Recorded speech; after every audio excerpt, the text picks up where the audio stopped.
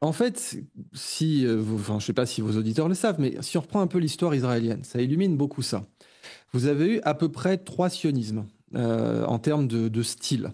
Vous avez le sionisme travailliste, qui était d'ailleurs essentiellement athée, qui était marxiste, quoi, avec les kibbutzim, etc. Donc ça, c'est le sionisme du parti travailliste, Golda Meir, etc. Ben Gourion, le Mapai, hein, dont le logo était la faucille et le marteau, habillé dans la lettre Aleph dans l'alphabet hébreu. Le Aleph, le 1. Voilà, La le Aleph, première la lettre. lettre A, ouais. Et donc, le sionisme travailliste, dans les années 90, où c'est l'effondrement de l'URSS, se dit mission accomplie. On a des frontières, vous parlez de frontières, même si elles ne sont pas déclarées, il n'y a pas de constitution israélienne, les frontières ne sont pas déclarées, mais eux se disaient on est prêt à poser nos frontières. Alors est-ce qu'ils étaient sincères ou pas, je ne sais pas. Mais en tout cas, ils faisaient des déclarations dans la presse en disant on est prêt à poser nos frontières. Et ces déclarations, qu'elles soient sincères ou pas, étaient suffisantes pour les faire assassiner. On rappelle, hein, Yitzhak Rabin a été assassiné par le Likoud, par des sympathisants du Likoud, qui disaient ces mecs-là sont des démons. Vous pouviez entendre des gens d'extrême droite en Israël dire ces gens sont des démons, c'est des diables. On ne doit même pas prononcer leur nom, c'est la damnatio memoriae romaine. Ces gens-là sont des monstres, pour de vrai. Hein. D'ailleurs, je rappelle que le père de Benjamin Netanyahou, Benzion Milaïkovski, renommé Netanyahou, a élevé ses enfants aux États-Unis parce qu'il considérait que l'État d'Israël était satanique, parce que de gauche. Et c'est pour de vrai, hein, que Netanyahou a grandi là-dedans. Ouais. Et il a grandi, lui, donc les trois comment dire, goûts, les trois saveurs de sionisme, le sionisme travailliste, le sionisme classique et le sionisme révisionniste. Voilà. Alors le sionisme révisionniste, c'est la mouvance de Netanyahou et du Likoud qui a été fondé pour ça, Menachem Begin. Et alors eux, voilà, exactement. Et eux, leur job en effet, Mileikowski, puisque c'était le secrétaire particulier du fondateur Jabotinsky, du fondateur du sionisme révisionniste, voilà. Qui était un fasciste. Hein. Ça, on va pas dire les choses par quatre chemins. Jabotinsky. On parle souvent Thierry Messant. Oui. Oui, puis d'une façon générale, Mussolini disait que c'était un mec très intelligent. Enfin voilà, quand vous commencez à recevoir ce genre de compliments, on sait où vous êtes. Et Netanyahou sait parfaitement qu'il peut absolument pas imposer une ligne sioniste révisionniste. Donc le révisionniste, ça veut dire déjà normalement s'emparer de la Jordanie. C'est pour ça que la Jordanie se fait souvent attaquer dans les mondes arabes en disant mais regardez, ils aident Israël. Oui, la Jordanie donne aucune raison de se faire attaquer. Ils donnent pas de casus belli et en réalité, ce sont eux qui emmerdent le plus Netanyahou aujourd'hui. Parce que normalement, tout l'agenda du sionisme révisionniste, c'est de prendre la Jordanie. C'est avec le chant du sionisme révisionniste qui est le Jourdain à deux rives, sous-entendu les deux rives nous appartiennent. Et là, le fait qu'il y ait une monarchie très stable dans la région, ça pose un énorme problème à Netanyahou. Mais bref, Netanyahou sait qu'il ne peut pas imposer la ligne sioniste révisionniste, même à la Knesset. Hein. Les Israéliens voteront jamais pour ça. Parce que justement, on reparlait des dividendes de la paix, les start-upers de Tel Aviv et d'Haïfa, qui en plus se font appeler les bouffeurs de sushis de Tel Aviv par les Israéliens de la montagne, c'est-à-dire à l'intérieur des terres. C'est toute la sociologie d'Israël. Hein. Vous avez les conservateurs religieux à l'intérieur des terres, vous avez les libéraux à la plage, c'est la dialectique plage-montagne en Israël, qui est une dialectique considérablement problématique. Hein.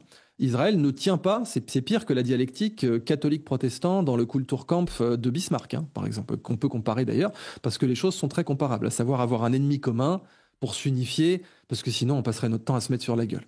Et croyez-moi que se faire appeler les bouffeurs de sushis de Tel Aviv, c'est juste la partie émergée de l'iceberg sur la façon dont les populations de la côte sont considérées par des populations de l'intérieur des terres, qui les envoient d'ailleurs crever à Gaza. Bon.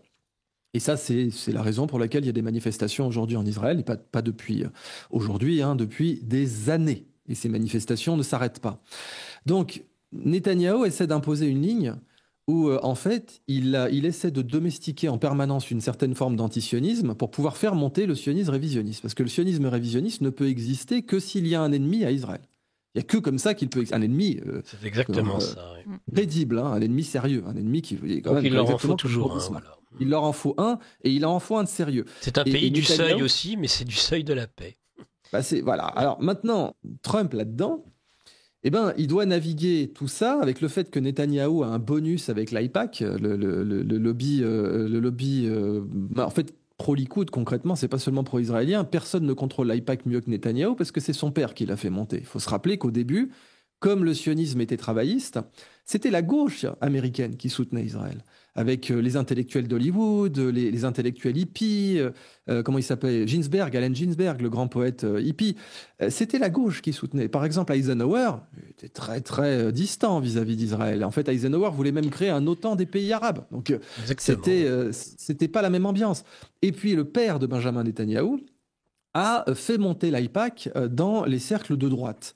Et aujourd'hui, Trump se retrouve avec cette situation. Quand Naftali Bennett était au pouvoir en Israël, Naftali Bennett avait beaucoup moins la bride courte sur l'AIPAC. C'est vraiment Netanyahou qui a la bride courte. D'ailleurs, c'est un argument électoral surpuissant pour Netanyahou. Il peut dire à chaque fois, c'est pas ce blanc-bec de Bennett qui aurait obtenu une standing innovation au Congrès.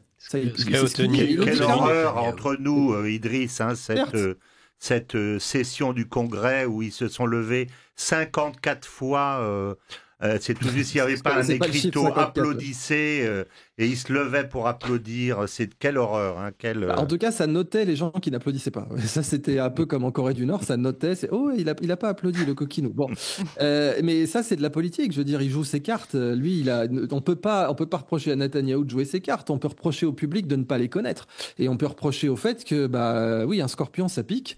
Il va pas changer demain. On va pas faire de Netanyahou une colombe. Hein. Ça, c'est foutu. C'est pas à son âge qui va se colombiser. Donc, on doit informer le public de la façon dont les choses se passent.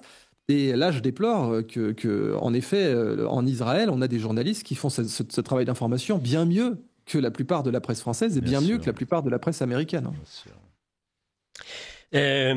En tout cas, vous avez répondu à la question de cet auditeur qui était: vous y croyez vraiment à cette division de la société israélienne?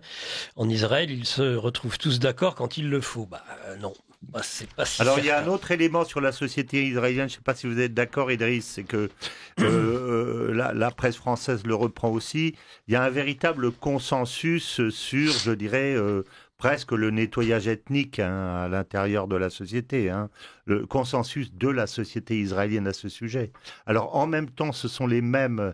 Il y a 40% des soldats, des conscrits, qui ne rejoignent pas leur base le samedi soir, ce qui est énorme. Donc, il y a un refus de combattre qui est presque généralisé. Et en même temps, il y a une volonté d'éradiquer non seulement les Gazaouis, mais s'ils pouvaient, toute la société palestinienne.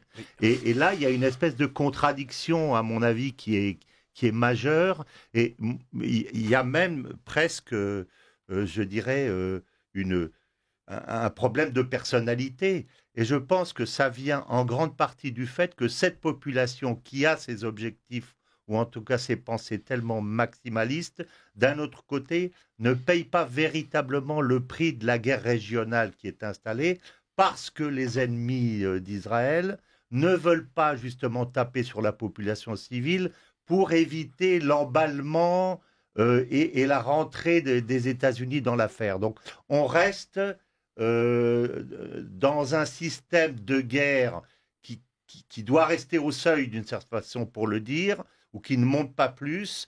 Et donc la population, en fait, à part le fait qu'elle va dans les abris quand elle entend elle ne paye pas le prix de cette guerre actuellement. Elle ne paye pas le prix de cette guerre. Non. Alors si elle payait le prix de la guerre en même temps qu'elle a des objectifs d'éradication, elle dira, on veut les éradiquer, mais on y a perdu 10 ou 20% de notre population. Là, ok, je comprendrais. Mais à mon avis, si à Dieu ne plaise, la population israélienne commençait à payer vraiment le prix, elle changerait d'avis. C'est pas exclu. La tendance à le penser, en tout cas. Moi, je vois quelque chose qui rappelle en fait une autre guerre, un autre conflit. Rappelez-vous, au tout début, après le 7 octobre, il y a beaucoup de reportages sur les chaînes mainstream sur le fait que tous les Juifs s'engagent, tout le monde va vers Israël pour s'engager dans l'armée, etc. On avait les mêmes phénomènes en Ukraine. Le mainstream n'arrêtait pas de raconter comme quoi tout le monde est mobilisé face à l'envahisseur, face à l'agression, etc. Et à mon avis, ça montre aussi les suites de ces conflits. Parce que quand le peuple lui-même refuse de combattre parce que le prix à payer de ce qu'il va obtenir n'est pas celui qu'il attend d'avoir, c'est que ça en fait. Oui. Tout est là-dedans. Les Ukrainiens désertent, tout comme les Israéliens désertent. Ça s'appelle une désertion quand on ne rejoint pas son baraquement le samedi soir avec la police est obligé de venir vous chercher chez ça vous. Ça ou chez vient le cousin chez contredire qui on les s'est récits réfugié. qui nous avaient montré les patriotes qui s'engageaient pour leur pays, tant en Ukraine sûr. qu'en Israël.